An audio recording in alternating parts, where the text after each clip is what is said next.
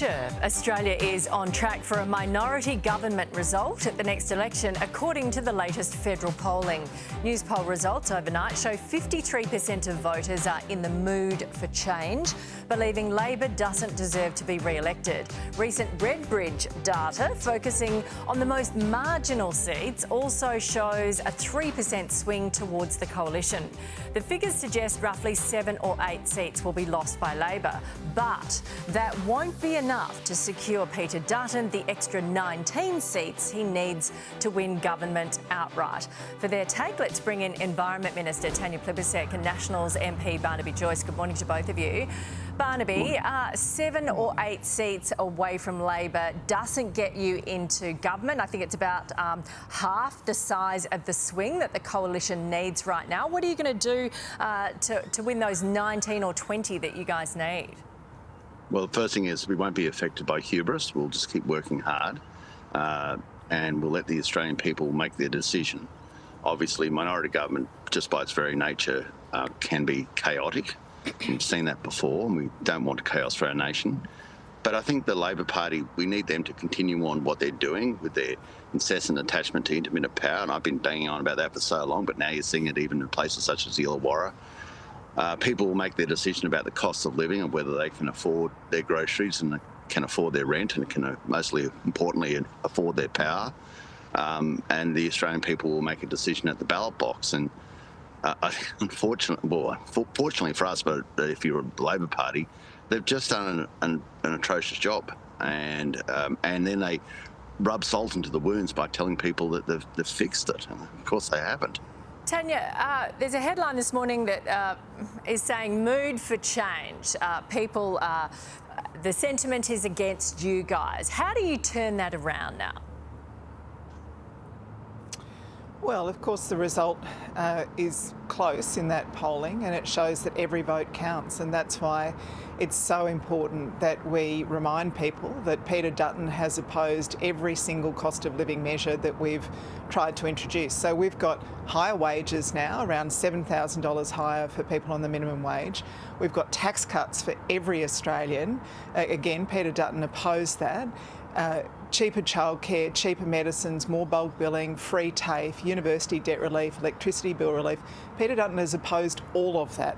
Australian families would be $7,200 worse off if Peter Dutton was the Prime Minister now.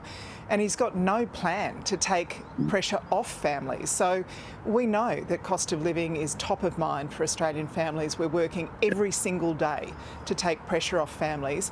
All Peter Dutton has done is try and get in the way of us helping those families. If he's got a plan to make life easier for families, what is it? So far we know it's free lunches for bosses and nuclear power sometime in the 2040s, and he won't even tell us the cost of those policies. He won't tell us what he will have to cut to pay for his nuclear power. Okay, we might. Well, that's just a desperate grasp of the talking points from the Prime Minister's office. And once more, you're just rubbing salt into the wounds of people because you're saying, "Oh, it's all better." Well, what is your plan, you haven't fixed Barnaby Joyce? You haven't fixed it. What is your plan? It's a debacle. I'm it's not a debacle saying what you've done. I'm not saying and job done. A number one plan, and part of our plan is to remove you, right? Because, or not you personally, Tanya, but to remove the Labor Party because they are a disaster.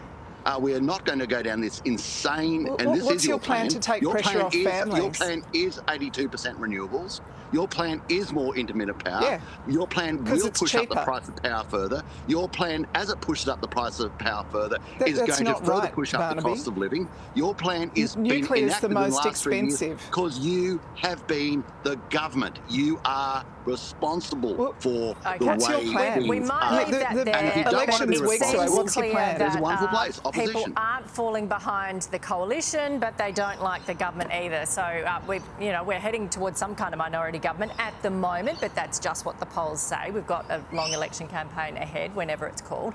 Let's move on to this one. Economists are tipping that the RBA will finally cut interest rates tomorrow, but that hasn't stopped the Treasurer, Jim Chalmers, from reportedly asking his colleagues to not speculate ahead of the decision. The Australian newspaper reports that the Treasurer has privately asked MPs to avoid political commentary about the Reserve Bank decision in an effort to manage expectations of rate relief. Tanya, have you been told by Jim Chalmers not to discuss any rate decision? Well, I haven't been told by Jim Chalmers not to discuss rate decisions, but I'd say this is something that the government, whether it's our government or the previous government, has consistently said the Reserve Bank is independent. It's independent for a reason. Like, of course, mortgage holders are hoping for a rate cut, but we need to focus on the things that we're doing as a government to bring down cost of living. Inflation, we inherited inflation with a 6 in front of it. Inflation's got a 2 in front of it. That makes it a bit easier for the Reserve Bank to make its decision. But we are absolutely focused on what we can control, which are electricity bill relief, free TAFE, like cheaper childcare, cheaper medicines, more bulk billing. Before the election? Well, we all would. We're all, any of us who've got a mortgage would like one, that's for sure. Barnaby, no gag on you. What do you think's going to happen tomorrow? Well, I hope for a rate reduction. Of course, we all do. And so electricity bill relief. Is one of your listeners out there believe that their electricity bill's gone down? I mean, it's just this almost fairyland. You voted against it, Barnaby. $75 every quarter. It went through taken off bills. Tanya, and it didn't work.